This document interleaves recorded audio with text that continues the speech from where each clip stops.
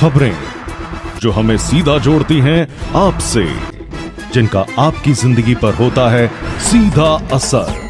खबर का मतलब है एक भरोसा, और आपका भरोसा है हमारी जिम्मेदारी। ATL TV, भरोसा अलवर का। नमस्कार, आप देख रहे हैं ATL न्यूज और आपके साथ मैं हूं रविंद्र तिवारी। पेश है आज की हेडलाइंस।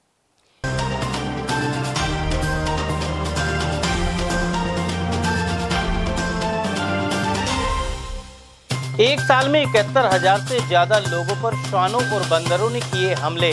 सामान्य चिकित्सालय से सामने आए चौंकाने वाले आंकड़े। बदमाशों ने फायरिंग कर युवती का बैग छीनने का किया प्रयास। NEB क्षेत्र में घटना से फैली सनसनी। बुजुर्ग मां ने मांगे दवा के पैसे तो डंडों से पीटकर घर से निकाला।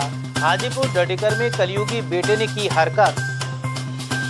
और युवतियों से छेड़छाड़ की तो जूते मारेंगे, करंट का झटका। लीली गांव के होनहार युवक ने किया आविष्कार।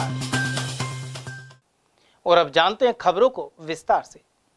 अलवर में श्वानों और बंदरों द्वारा आमजन को काटने के चौंकाने वाले आंकड़े सामने आए हैं। इन्होंने एक साल में 71,186 लोगों को काटकर अपना शिकार बनाया। यह आंकड़े बताते हैं कि अलवर परिक्षेत्र में श्वानों और बंदरों का आतंक किस कदर कायम है। सामान्य चिकित्सालय में जनवरी से दिसंबर 2024 तक इनके द्वारा काटने से एक साल में 71,186 मरीज पहुंचे। इनमें सबसे अधिक संख्या छोटे बच्चों की है। रेबीज के नोडल प्रभारी डॉक्टर इरशाद खान के अनुसार सामान्य चिकित्सालय में डॉग बाइट, मंकी बाइट और कैट बाइट के काफी मामले इस बार आए हैं। इनमें अप्रैल माह में सबसे अधिक 9,099 एवं नवंबर में सबसे कम 675 पीड़ित पहुंचे। उधर वर्ष 2025 के पहले महीने जनवरी में 1,506 केस आ चुके हैं। डॉक्टर इरशाद का कहना है कि सामान्य चिकित्सालय में टांके लगाने और वैक्सीन की प्रक्रिया अपनाई जाती है। इसके अलावा नगर निगम द्वारा भी प्रयास किए जाने चाहिए जिससे इस तरह की घटनाओं पर अंकुश लग सके। जिस तरह से डॉग बाइट के मामले सबसे अधिक सामने आ रहे हैं, यहाँ क्या स्थिति है सामान्य चिकित्सालय? सर, हमारे पास पिछली साल जनवरी से और दिसंबर 2024 तक हमारे पास पूरे साल में 71,186 मरीज आए, जिसमें डॉग बाइट, मंकी बाइट और कैट बाइट ये आते हैं। सर सबसे ज्यादा कौन से हैं डॉग बाइट? हमारे पास सर सबसे ज्यादा डॉग बाइट के हैं सबसे ज्यादा मरीज। तो बाकी साल में सबसे ज्यादा अप्रैल उसमें आए थे 9,099। और अभी ये जनवरी महीने में? अभी सर जनवरी 2025 में हमारे पास 1,506। तो क्या ट्रीटमेंट देते हैं हम? हमारे पास तो मरीज सर अधिकतर पेरीफेरी से या तो उसके लिए सीरम के लिए आते हैं, इम्यूनोग्लोबुलिन लगवाने के लिए आते हैं अधिकतर मरीज। बाकी जो आते हैं हम कैटेगरी फर्स्ट, सेकंड, थर्ड के कैटेगरी के हिसाब से ट्रीटमेंट होता है। सर क्या लगता है कि इसमें कौन जिम्मेदार है, किसको कार्रवाई करने की आवश्यकता है? इसमें सर हम तो सर हमारी तरफ से बेस्ट ट्रीटमेंट की कोशिश करते हैं। जो भी आते हैं जिसको स्टिच की ज़रूरत होती है सर, हम तो स्टिच लगा देते हैं उसको। बाकी पहले वैक्सीन लगा के पहले हम इम्यूनोग्लोबुलिन लगाते हैं, उसके बाद टाँके वगैरह की ज़रूरत होती है। तो कई बार कई ऐसे आते हैं कि बहुत ज़्यादा सीरियस बच्चे आते हैं जिनको जयपुर भी रेफर करना पड़ जाता है। सर तो जब से आपने संभाला है, क्या अब बढ़े हैं इस तरह के मामले पहले की अपेक्षा? हाँ, पहले भी सर ऑलमोस्ट इतने ही है सर, थोड़े बहुत तो इंक्रीज ही है सर, थोड़े बड़े हैं। गौरतलब है कि खैरतल क्षेत्र के एक गांव में हाल ही श्वानों ने बालिका की जान ले ली थी। इसके बाद खैरतल कस्बे में हुई घटनाओं में 3 बच्चों को श्वानों ने गंभीर रूप से जख्मी कर दिया था।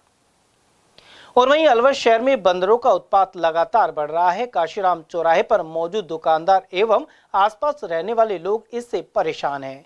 उन्होंने बताया कि रोजाना सैकड़ों की संख्या में बंदर यहां पहुंचकर सामान को तोड़ देते हैं। साथ ही कई मोटरसाइकिलों में नुकसान पहुंचा चुके हैं।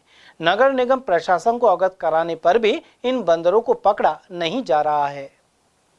पूरे शहर में लगभग बंदरों का आतंक है। और अभी काशीराम चौराहे सर रोड पर आप देख रहे हैं, यहाँ भी बंदरों का सुबह से आतंक है। आए दिन कॉलोनियों में नुकसान करते रहते हैं, लोगों को भी कई बार परेशान करते हैं और खा जाते हैं। अभी यहाँ आते जाते हैं, एक्सीडेंट करा देते हैं, रास्ते में गाड़ियाँ गिरा देते हैं। और ये परेशानी ऐसा नहीं है सिर्फ एक कॉलोनी में है, पूरे शहर में लगभग पूरे शहर में है। प्रशासन इस ओर बिल्कुल ध्यान नहीं दे रहा है। नगर निगम को कई बार अवगत भी कराया है, लेकिन कहीं किसी तरफ से कोई सुनवाई नहीं है। आपकी कुछ गाड़ियों को नुकसान भी हुआ है? आज अभी थोड़ी देर पहले यहाँ बंदर काफ़ी अधिक संख्या में आए थे और ऊपर से इन गाड़ियों पर कूदे थे। हमारे 2 व्हीलर्स जो रखे हैं, दोपहिया वाहन खड़े हैं, उन पर कूदे थे। वो कूदने से दोपहिया वाहन गिरे हैं, उनमें से कुछ शीशे टूटे हैं, कुछ टूटा है। ऐसे काफ़ी आर्थिक नुकसान सभी को लगभग यहाँ हुआ है।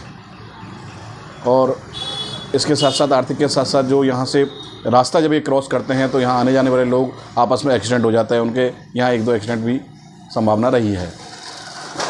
एक एक्सीडेंट अभी हुआ है थोड़ी देर पहले, माइनर था। प्रशासन को ध्यान देना चाहिए, पकड़वाना चाहिए। प्रशासन को पूरे शहर में ही ध्यान देना चाहिए, बंदरों को पकड़वाएं और भी जो आवारा जानवर हैं उनको भी पकड़वाएं।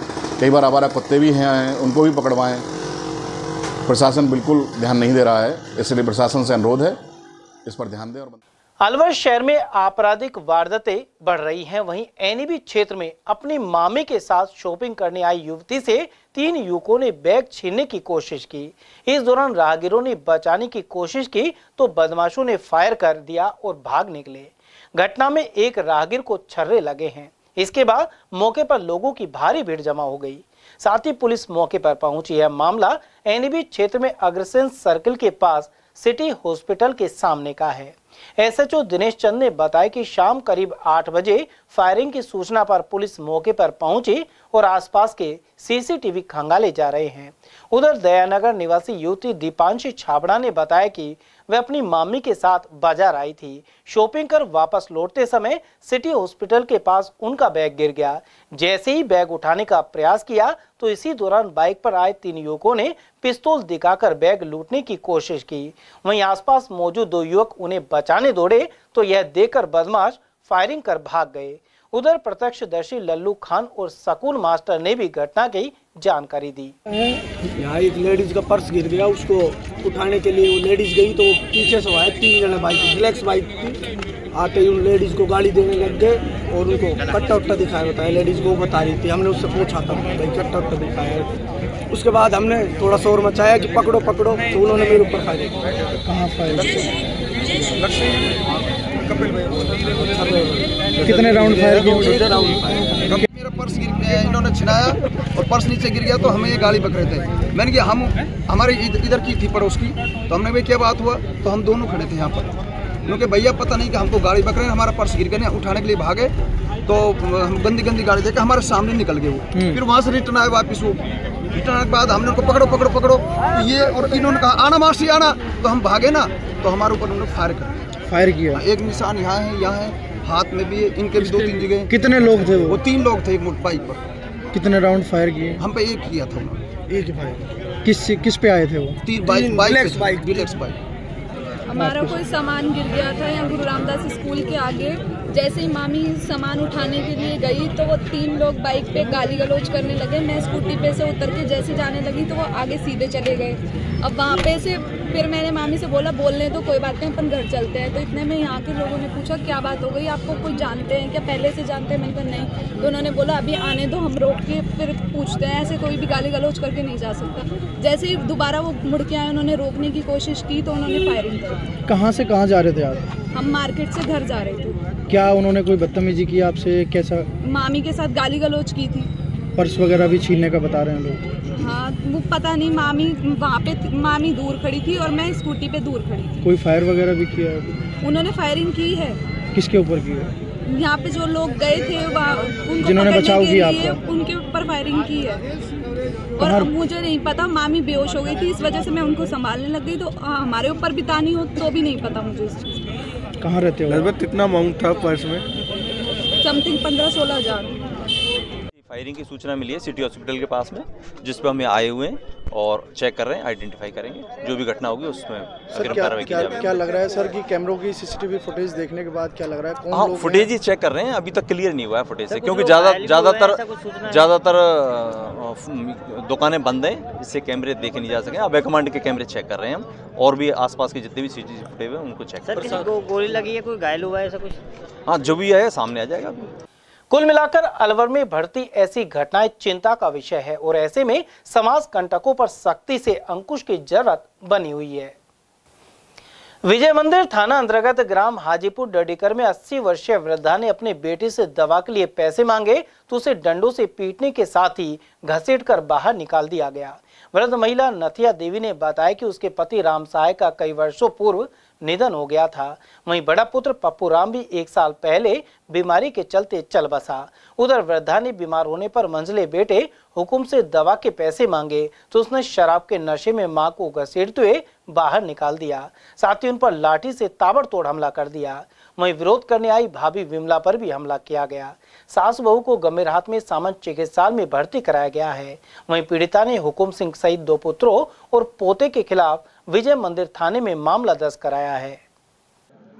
हुक्म क्या लगता है? बेटा और विजय लगता है पोता। इन दोनों बाप बेटा ने मारी। किस चीज से मारी? बोला खींच के लाया बाहर। मम्मी के दम है। मैंने नु कह दिया एक दिन मको भाई मको पैसे दे दो मैं दवाई लाऊंगा मको। मैं जाकर दवाई मुझ पर नहीं कहता। अब हम बस पैसा कैसे मांगे? कितने बेटे हैं आपके? जाना दिया मैंने, जाना 300 रुपए दिया मुझे। बच्चे कितने बच्चे हैं आपके? बच्चे मेरे 3 बेटा, एक मर को मेरे बड़ो बेटो मर को मेरे तो मतलब बाद मारे ऐसे। और ये कौन से नंबर का बेटा है? बीच का। और छोटा कहाँ रहता है? वही है। झगड़ा हुआ सब ऊपर ही आ गया कमरा निकल।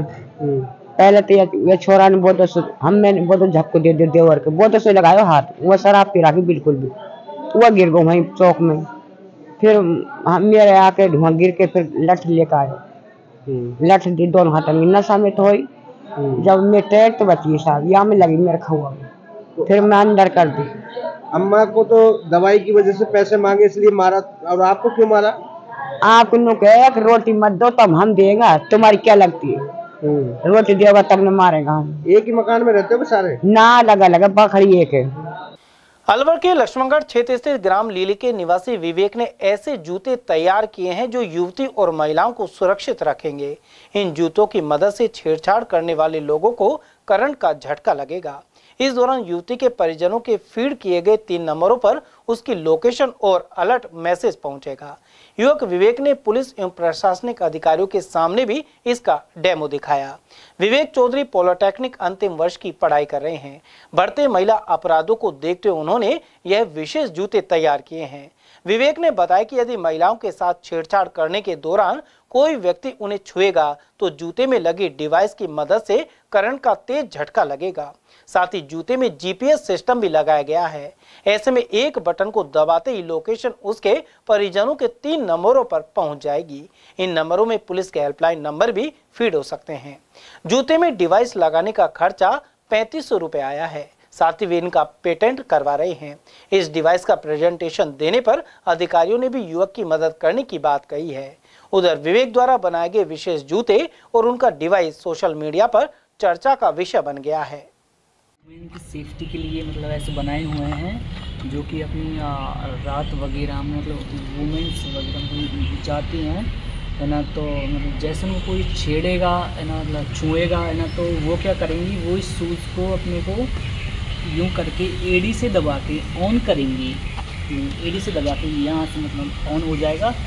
जैसे भी उन्हें कोई छुएगा है ना, तो मतलब उसको छूने वाले को एक शॉक लगेगा जिससे वो उसे छुएगा नहीं। ये शॉक सिस्टम वाला शूज़ है विद ये जीपीएस वाला सिस्टम, मतलब ये शूज़ है। मतलब इसमें क्या करना है आपको, ये वाला ये स्विच है ना, तो इसे थोड़ी देर मतलब अपने यूँ दबा के रखना है। फिर मतलब उसके घर एक SOS अलार्म विद उसकी लोकेशन के साथ वहाँ पहुँच जाता है।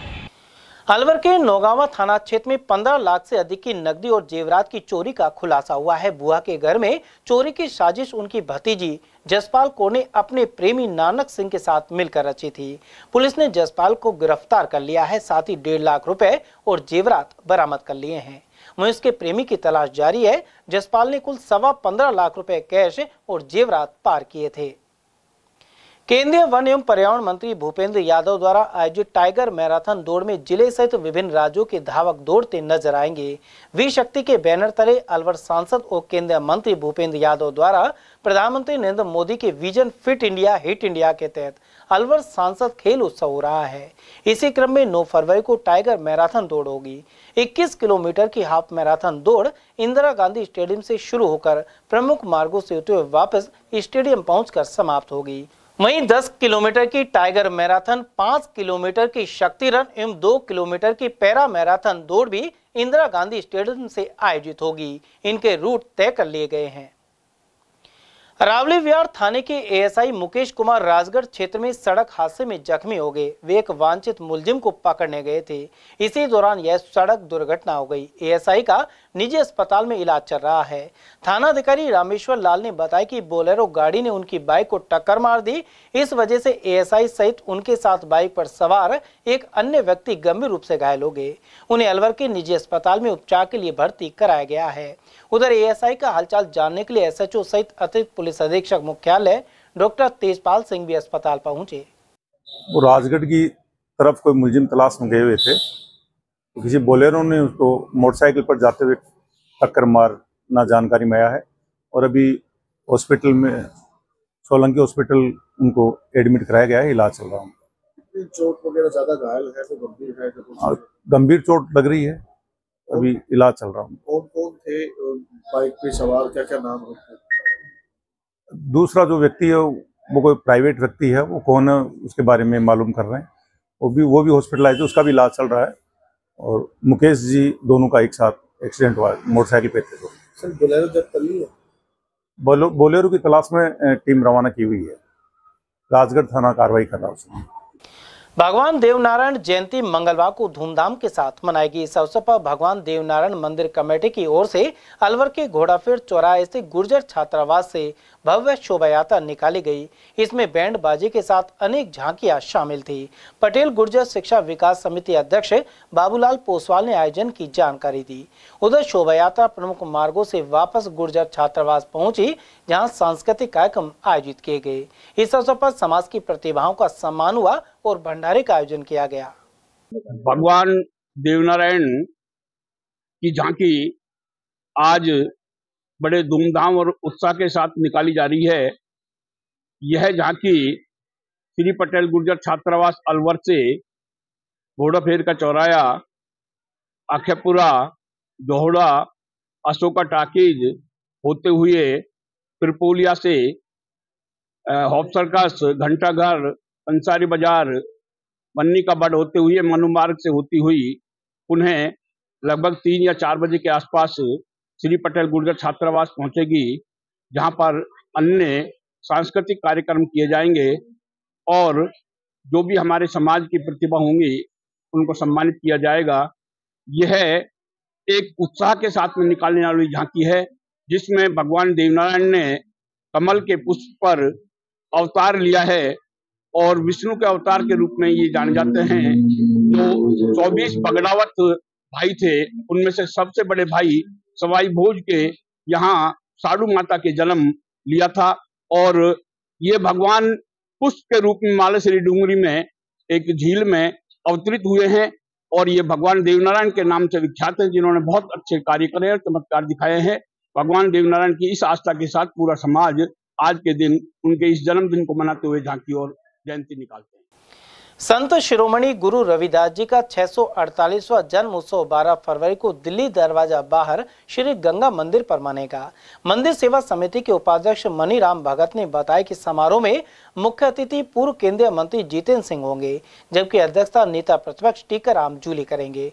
शोभा यात्रा के होप सर्कस पहुंचने के बाद दोपहर 1 बजे कार्यक्रम का आयोजन किया जाएगा। ये 12 फरवरी 2025 में मनाई जाएगी और 11 तारीख का विशाल भंडारा होगा, जो टायर मार्केट में होगा, चूड़ी मार्केट में होगा और शोभा रथ यात्रा होगी 12 फरवरी को 12 बजे गंगा मंदिर से रवाना होगी। हॉप सर्कस पे 1 बजे पहुंचेगी। वहाँ पे मतलब हमारे अध्यक्ष जी मुख्य अतिथि में टीकाराम जूली और भंवर जितेंद्र जी ये वहाँ पे प्रस्थान करेंगे और हमारे विशिष्ट अतिथि में दौलत राम जाटव प्रधान और श्री वीरवती प्रधान मालाखेड़ा ये वहाँ रहेंगे ऑफ सर्कस पे, और श्री मुख्य ये विशिष्ट अतिथि में एक है छाबड़ा प्रदेश अध्यक्ष, ये भी वहाँ पहुँचेंगी। और हमारे बीच जो विशिष्ट अतिथि में सारे वो भी वहाँ पहुँचेंगे। और हमारी जो शोभा यात्रा है रविदास जयंती खूब धूमधाम से मनाई जाएगी। और गंगा मंदिर में इस समय रंग पेंट का काम चल रहा है और तैयारियां सारी पूरी चल रही हैं। तीर्थराज प्रयाग में महाकुंभ जारी है और इसमें अलवर अनेक प्रकार से प्रतिनिधित्व कर रहा है। कालाकुंवर रामकृष्ण कॉलोनी स्थित श्री वेंकटेश बालाजी दिव्यधाम ट्रस्ट द्वारा प्रतिदिन भागवत कथा के साथ ही धर्म संदेश दिया जा रहा है। यहाँ शर्फी भवन अयोध्या के पीठाधीश्वर जगत गुरु धराचार्य स्वामी महाराज और स्वामी सुदर्शनाचार्य महाराज के सानिध्य में आयोजन जारी है। साथ ही श्री वेंकटेश बालाजी दिव्यधाम अलवर के शिविर स्थल पर श्रद्धालुओं के लिए भंडारा चल रहा है। यहाँ बसंत पंचमी के उपलक्ष्य में भी विशेष आयोजन किया गया था। उधर प्रयागराज में जारी महाकुंभ में स्नान करने अलवर जिले से भी बड़ी संख्या में श्रद्धालु पहुंच रहे हैं। इसी क्रम में अलवर नगर विकास न्यास के अधिशासी अभियंता कुमार संभव अवस्थी भी अपने परिवार के साथ प्रयागराज पहुंचे और स्नान किया। साथ ही पूजा अर्चना की। अवस्थी ने यहां अलवर वासियों के स्वास्थ्य, प्रगति और विकास के लिए कामना भी की है। जिला कांग्रेस कमेटी के अध्यक्ष योगेश मिश्रा ने आरोप लगाए कि प्रयागराज में महाकुंभ हादसे के दौरान यूपी सरकार ने मृतकों की संख्या छुपाई है। साथ ही सिर्फ 30 लोगों की मौत होने का दावा किया है। मिश्रा ने कहा कि सच सामने लाकर सरकार को सम्मान पूर्वक लोगों के शवों को उनके घर तक पहुंचाना चाहिए। उन्होंने यह भी कहा कि हादसे में मारे गए कई लोगों के शवों को गंगा में बहा दिया गया। अभी कुंभ में क्या अंदाज लगा रहे हो? मेरे मिलने वाले वहाँ कोई अधिकारी है, नाम तो मैं उनको नहीं लूंगा, बेचारा नौकरी करता है। मुझे वो बता रहे थे 2,500 से 3,000 आदमी मरे। जो 30 आदमियों की सरकार बता रही है और लोगों की लाशें नहीं मिल रही, उनको गंगा में बहा दिया, उनके सामान नहीं मिल रहे, उनके घर वाले रो रहे हैं। आज भी अखबार में खबर थी। तो इस तरीके से जब चलो हादसा है, हो गया, धार्मिक स्थल है, भीड़ ज़्यादा चलेगी, सरकार से व्यवस्था नहीं संभली, जनता को सहयोग करना चाहिए था। कोई भी हुआ, कुदरत ने हादसा कर दिया, लेकिन असलियत तो बताएं दुनिया को, उसको छुपा रहे बताइए। जिनके परिवारजन मर गए उनको उनकी लाशें नहीं दे रहे, ये तो बहुत गलत बात है भाई। हादसा तो किसी के साथ हो सकता है। इसमें योगी जी को और मोदी जी को इतना तो करना चाहिए भाई, चलो कुदरत का कहर था, हो गया। कोई इन्होंने ऐसा कर्म किया होगा कि कुंभ के मेले में भगवान ने इस सरकार के रहते हुए ऐसी त्रासदी पैदा कर दी। लेकिन जो हो गया उसको ईश्वर का कहर मान करके, और सरकार को जो लोग एक्चुअल मरे हैं उनकी लाशें उनके घर वालों को देनी चाहिए, उनको गंतव्य तक से सम्मान पहुंचाना चाहिए, उनका अंतिम संस्कार कराने चाहिए। और जब भी मोदी जी को और योगी जी को कुंभ का धर्म लगेगा, नहीं तो ये तो भैया गड़बड़ कर दिया इन्होंने ज़्यादा। सर, मोदी जी वहाँ स्नान के लिए पहुंच रहे हैं और आपको लगता है कि सरकार की विफलता है, लेकिन मोदी के लिए तो विशेष व्यवस्था कर रहे हैं, लेकिन आम जनता के लिए कोई व्यवस्था नहीं है? नहीं, व्यवस्था तो देखो अपने स्तर पर उन्होंने खूब करी है, इस बात को तो सारा देश मान रहा है। भीड़ ज़्यादा आ गई, हादसा हो गया, लेकिन उस हादसे को छुपा क्यों रहे हैं? जो लोग मर गए उनकी लाशों को तो दे भाई। हम सरकार, उत्तर प्रदेश सरकार को कोई ब्लेम नहीं कर रहे। अब योगी जी में जितनी क्षमता थी उन्होंने व्यवस्थाएं करी, भीड़ क्षमता से ज़्यादा आ गई, हादसा हो गया, लेकिन उस हादसे को स्वीकार तो करें। जो लोग मर गए उनकी लाशों को तो दें, उनका सहसम्मान अंतिम संस्कार तो करें।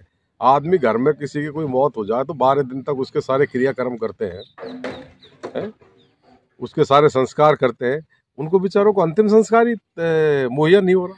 तो ये तो हिंदू संस्कृति का इससे ज़्यादा अपमान नहीं हो सकता बीजेपी के राज में। उधर जिला कांग्रेस कमेटी के अध्यक्ष योगेश मिश्रा ने डंपिंग यार्ड को लेकर भी सवाल उठाए हैं। उन्होंने कहा कि डंपिंग यार्ड को 200 फीट रोड पर बनाया जा रहा है, जबकि यहां सघन आबादी है।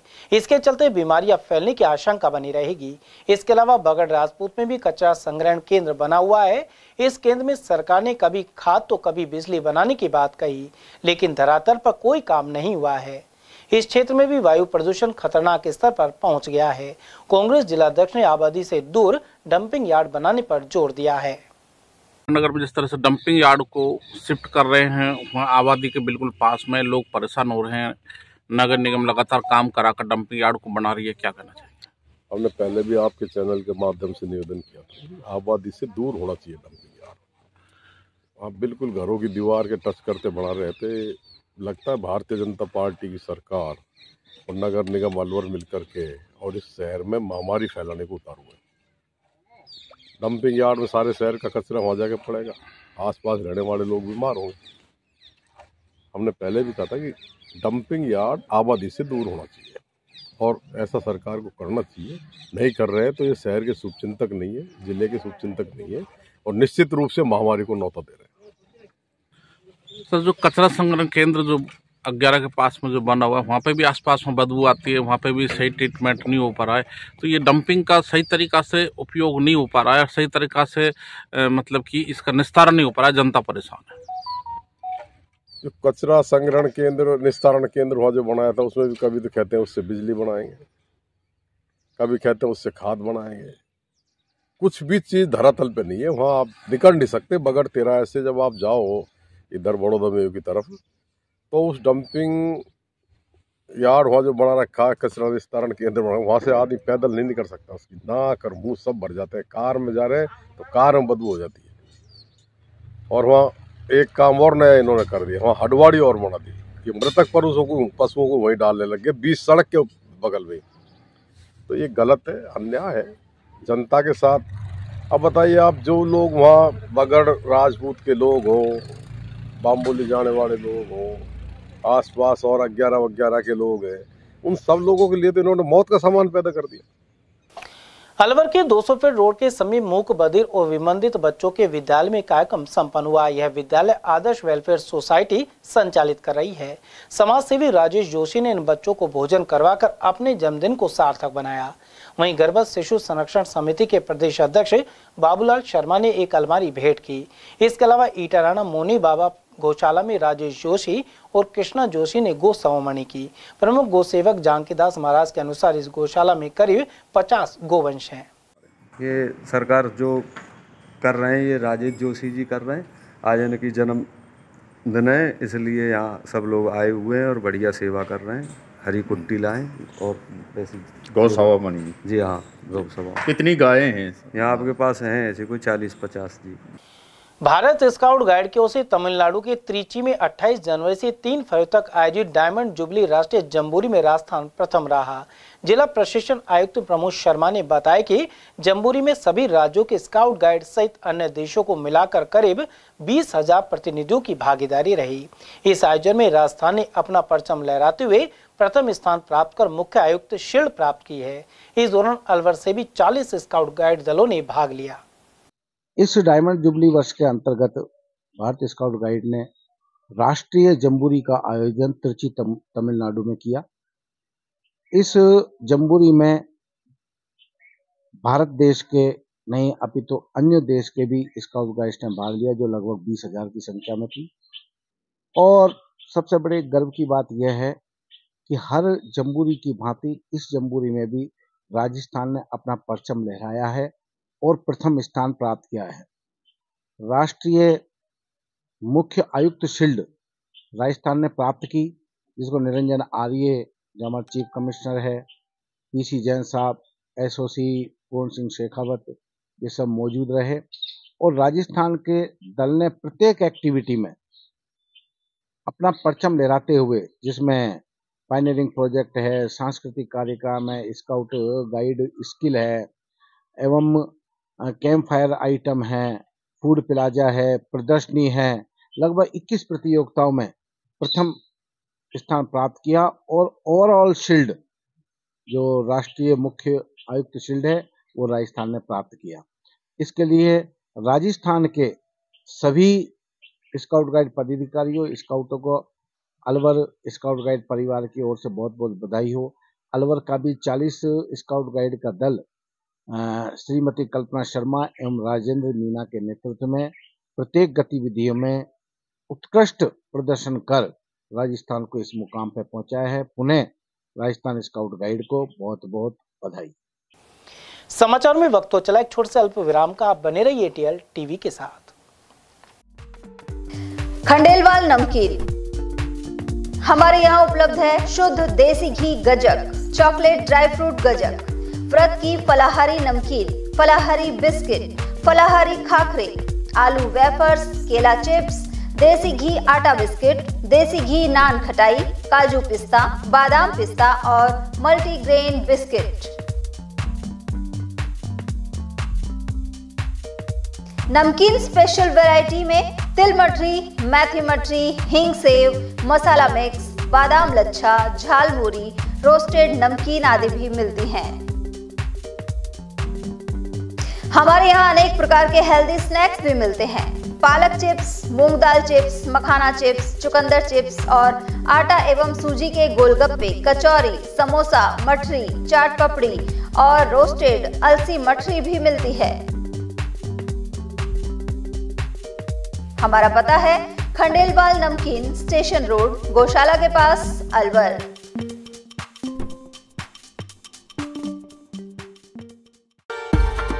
अलवर शहर में पहली बार एक ही छत के नीचे sports goods and sports wear का एकमात्र शोरूम, Stronger Sports and Wear, Dena bank के सामने, बस स्टैंड रोड, अलवर।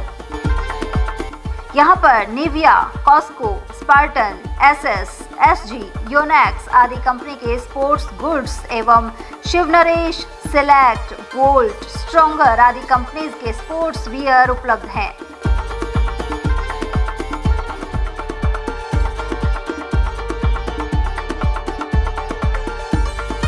यहाँ टीम के लिए स्पोर्ट्स किट और ट्रैक सूट एवं हाउस टी शर्ट्स भी तैयार कराए जाते हैं।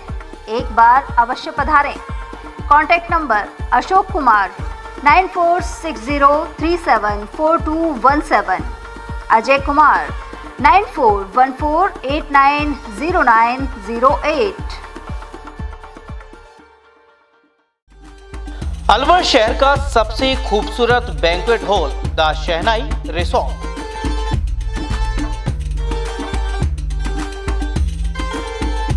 शादी, लगन, संगीत, सवामणी, सालगिरह जैसे फंक्शन के लिए अलवर वासियों की पहली पसंद बन चुका है the Shehnai resort.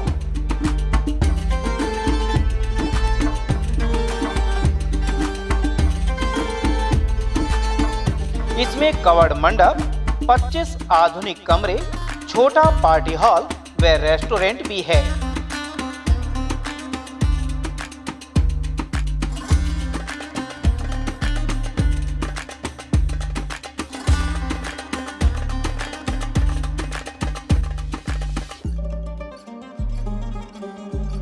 Banquet hall, party hall तथा कमरों की बुकिंग के लिए आज ही संपर्क करें। झंकार होटल के पीछे near Hanuman circle, Delhi road, Alwar. 8094126636 and 8118822488। Furniture का 32 साल पुराना जाना माना नाम राहुल डेकोर। यहाँ आपकी लाडली बिटिया के लिए अथवा अपने घर के लिए सभी प्रकार का सागवान का फर्नीचर उपलब्ध है।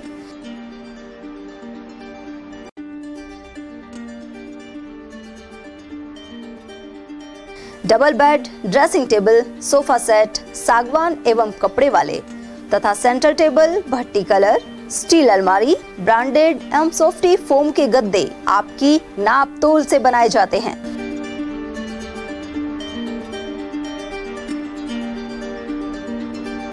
सभी सामान एक ही छत के नीचे उपलब्ध। हमारा पता है अलवर बोर्ड, जैसवंत तिराहे से पहले, Kati Ghati, Alwar.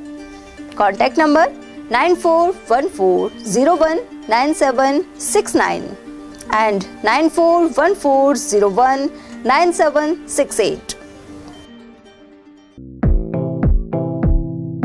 Doctor Shroff charity eye hospital Alwar द्वारा दी जाने वाली सुविधाएं जैसे RGHS, ESHS, TPA।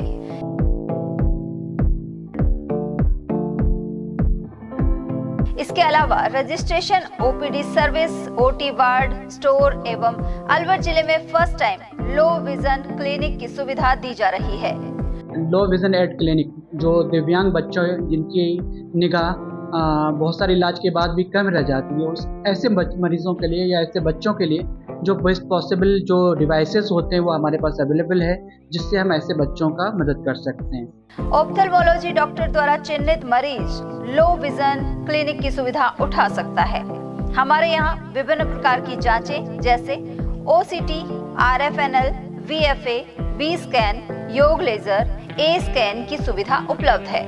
हमारा पता है doctor Shroff charity eye hospital, Subhash Nagar, NEB road, Alwar, Rajasthan. Contact number 0144 2370 559। हीरे, सोने, चांदी के जेवरातों के विक्रेता दुर्गा प्रसाद सुनील दत्त ज्वेलर्स, बजाजा बाजार, अलवर।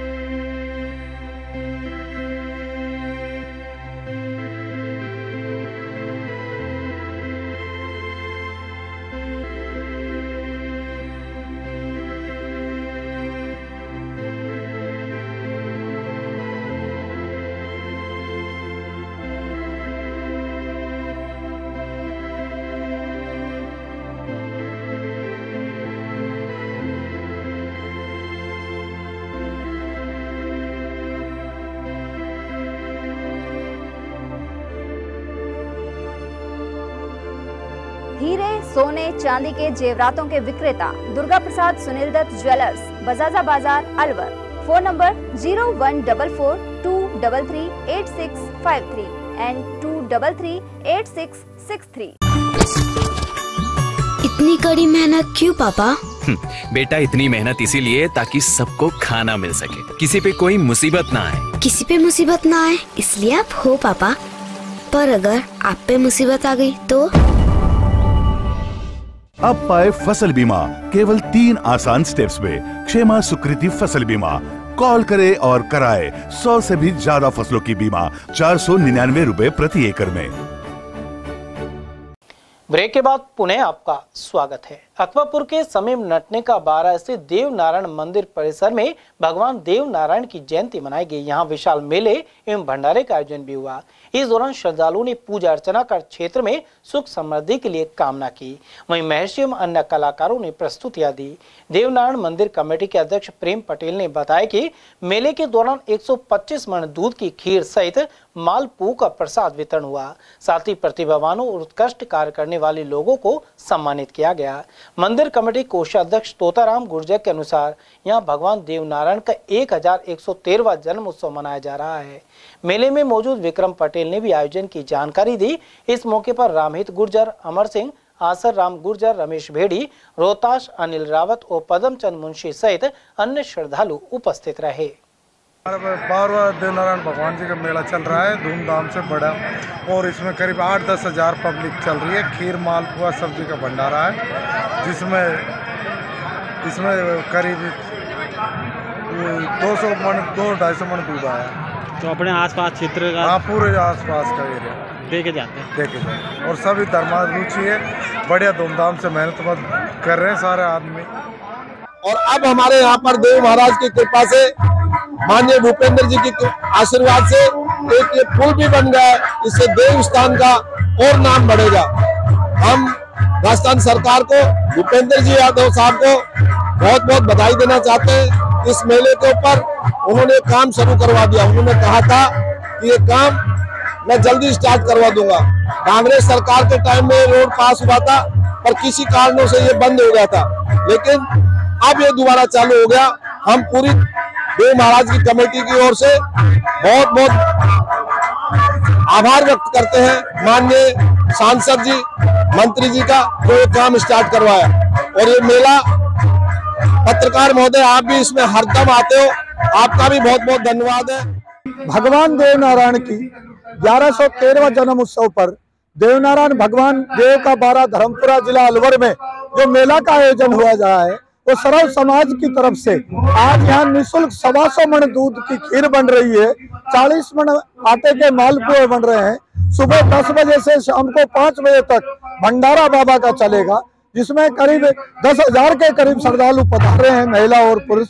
और मुख्य समारोह के जो कलाकार हैं, जो सांस्कृतिक कार्यक्रम आयोजित किया जा रहा है, वो धर्मपाल चेची सीकर पाटन से पधारे हुए महासी जी का प्रोग्राम चल रहा है। इस कार्यक्रम में समाज की प्रतिभाओं का सम्मान किया जाएगा अतिथियों द्वारा। मेला आयोजन के जो मुख्यमंत्री हैं वो पूर्व मंत्री हेम सिंह भड़ाना जी हैं। कार्यक्रम की अध्यक्षता पूर्व मंत्री शकुंतला रावत कर रही है और सभी अतिथिगण जनप्रतिनिधि हमारे बीच में हैं और हजारों की संख्या में यहाँ युवा साथी सेवा दे रहे हैं, जिससे मेले का भव्य आयोजन किया जा रहा है। ये जन्म उत्सव भव्य होगा। यहाँ भी ये 12वां जन्म उत्सव मनाया जा रहा है देव।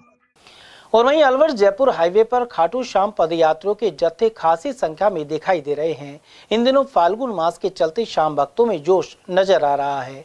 उधर अलवर से कालाकुआ से पहुंची पदयात्रा का ठहराव कुशालगढ़ में रहा।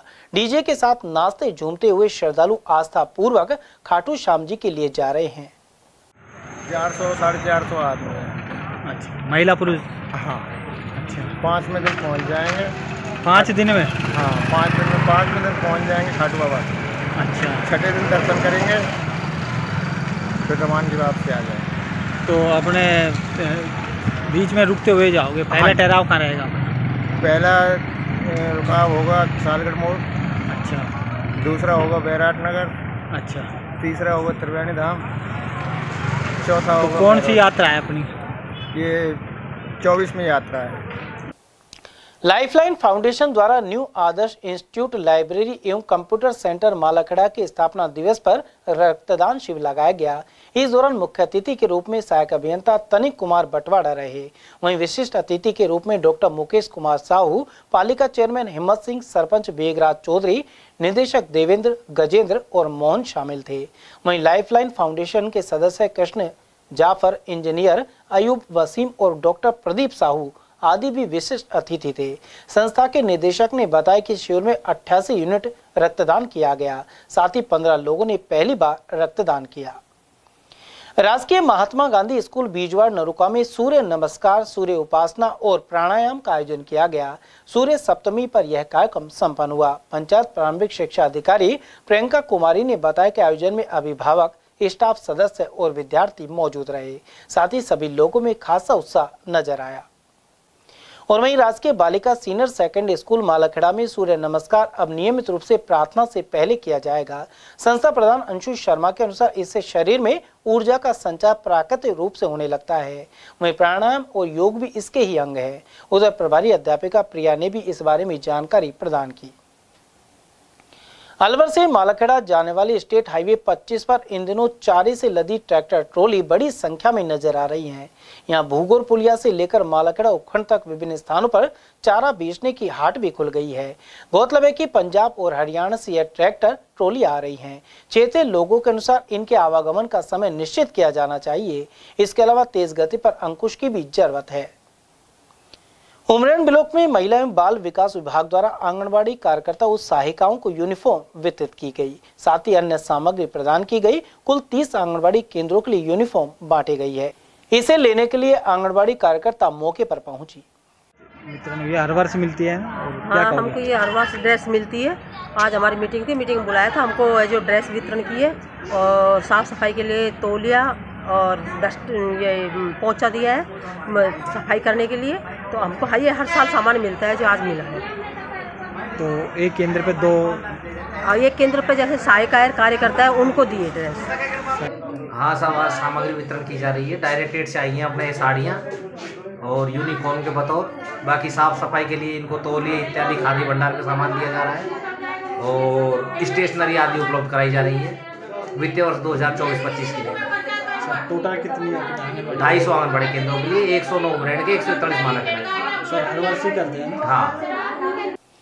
अकबरपुर क्षेत्र में मंगलवार को अचानक मौसम में बदलाव देखने को मिला। सुबह बूंदाबांदी के बाद क्षेत्र में फिर से सर्दी बढ़ने लगी है। उधर दिन भर बादल छाए रहे और रुक रुक कर बूंदाबांदी होती रही। इससे गेहूं की फसल को काफी फायदा होगा। हालांकि सरसों की फसल में चेपा लगने का डर भी बना हुआ है। साथ ही मौसम को देखते हुए ओलावृष्टि की आशंका सता रही है।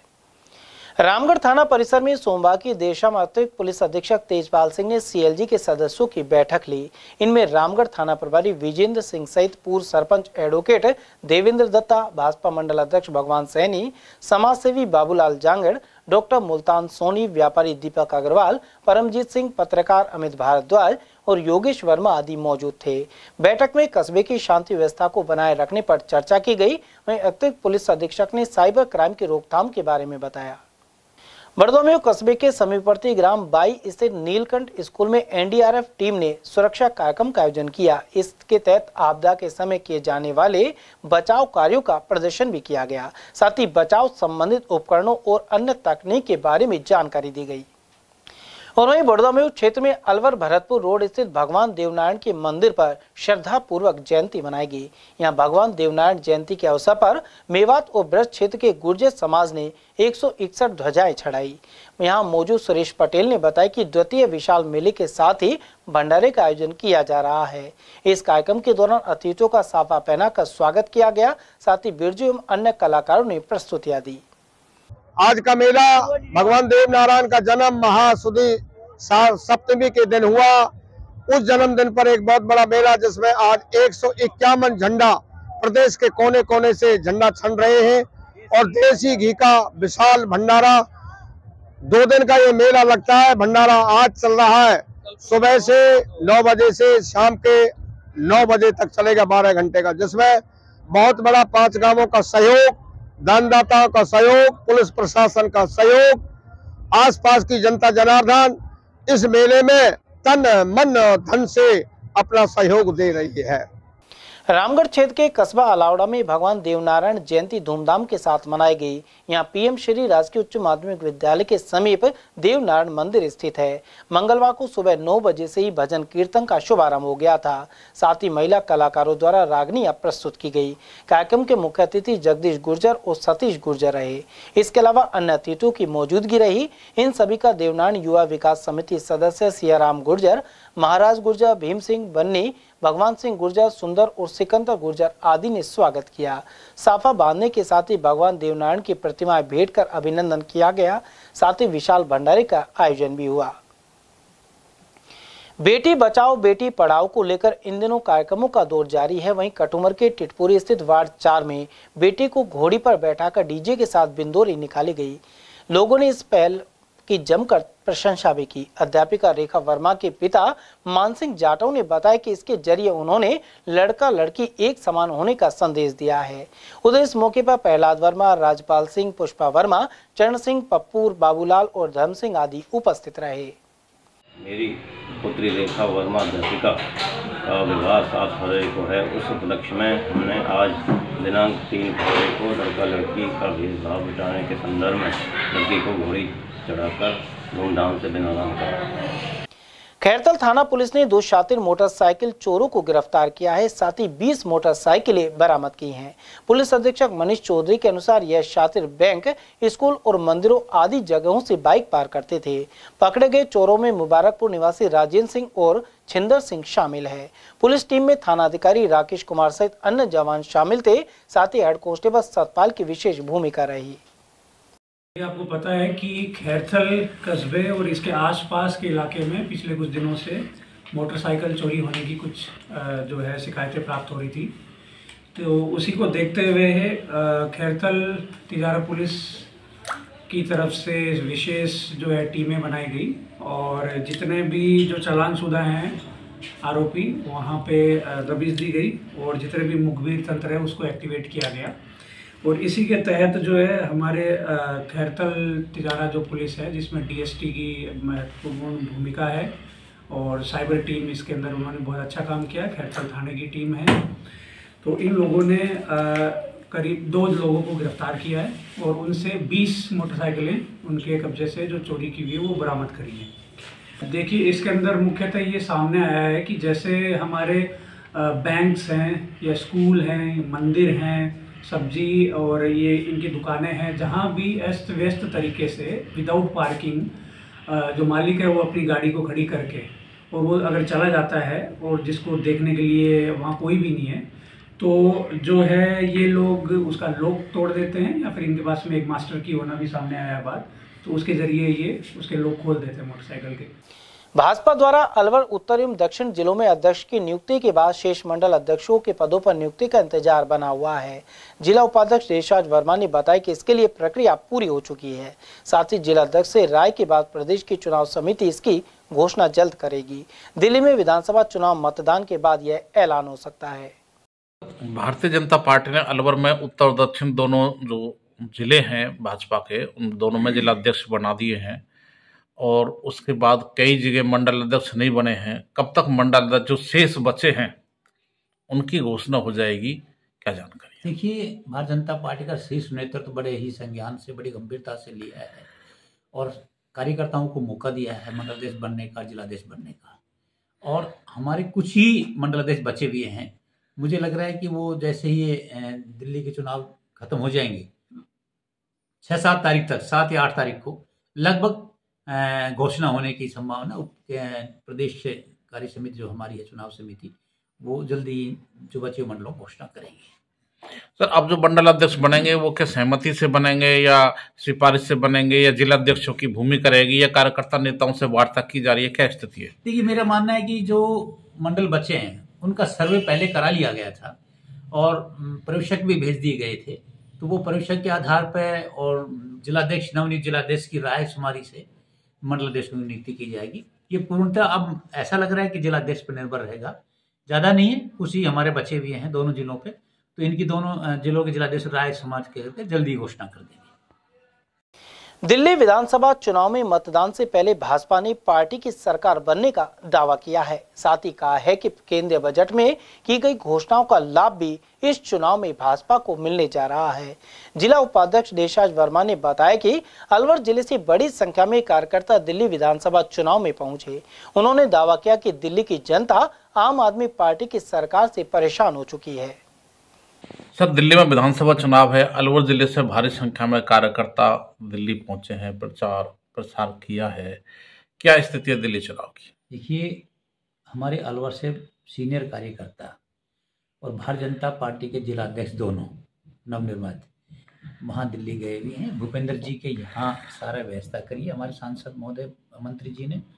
और मैं ये बताना चाहूँगा कि जो सब यहाँ से गए हैं वो सब के सब लोग जिता के आएंगे और दिल्ली में पूर्ण बहुमत की सरकार भारतीय जनता पार्टी की बनेगी। वहाँ पहले ये लग रहा था केजरीवाल का लोग कह रहे थे, लेकिन अब की बार केजरीवाल को वहाँ नकार रहे हैं। और मोदी जी का जो विजन है, मोदी जी का जो काम किया है, कहते हैं ना कि जो मोदी जी ने कहा वो सफल होगा, इस धारणा पर। और दूसरी बात बताऊँ, सबसे अधिक बात ये रही कि जो बजट अब आया है, मध्यम परिवार, किसान, युवा और काश्तकार, उद्योगपतियों, सबका साथ, सबकी विकास की जो बात इस बजट ने की है, उसके बाद तय है दिल्ली में सरकार भारतीय जनता पार्टी की बनेगी। तो क्या इस बजट जो आया है, इस बजट का लाभ बीजेपी को दिल्ली विधानसभा चुनाव में मिलने जा रहा है, लग रहा है आपको? नहीं, दिल्ली विधानसभा में बजट का लाभ मिलेगा क्योंकि दिल्ली विधानसभा मध्यम परिवार के लोग बहुत सारे रह रहे हैं, जिनको सब 12,7500 जो कर्मचारी हैं उनकी 12,75,000 रुपये जो कर दी है। देखिए, आप इतनी बड़ी जो बजट में आया है, संशोधन हुआ है, उसमें राहत मिली है कर्मचारी को, ये एक मध्यम परिवार को बहुत बड़ी राहत है। उसको 70 से 80 हज़ार रुपये सालाना का बचत हो रही है। तो इससे कार्यकर्ता भी खुश हैं, कर्मचारी भी खुश हैं और उद्योगपति भी खुश हैं कि यार चलो अच्छा रहा। इससे देश में विकास की ओर बढ़ेगा। जिन पैसा जो बढ़ता है तो वो बाजार में आता है और बाजार में एक रिन्यूअल होता है। पैसे आया और बाजार में आएगा, वो काम होगा, बढ़ेगा, अच्छी बात है। और इससे भारतीय जनता पार्टी के वोट तो बढ़ेंगे, लेकिन आम जनता बहुत खुश है इस बात से। लेकिन चलते चलते एक बार फिर से नजर डाल लेते हैं आज की हेडलाइंस पर।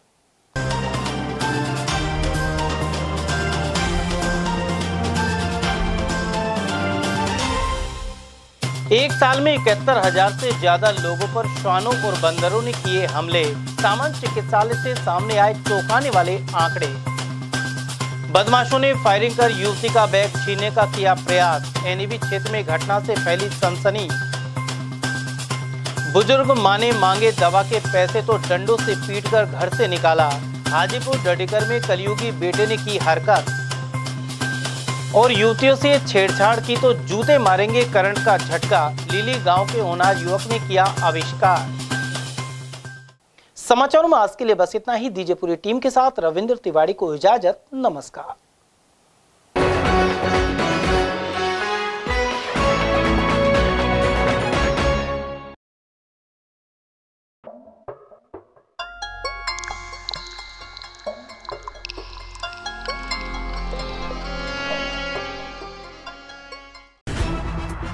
खबरें जो हमें सीधा जोड़ती हैं आपसे, जिनका आपकी जिंदगी पर होता है सीधा असर।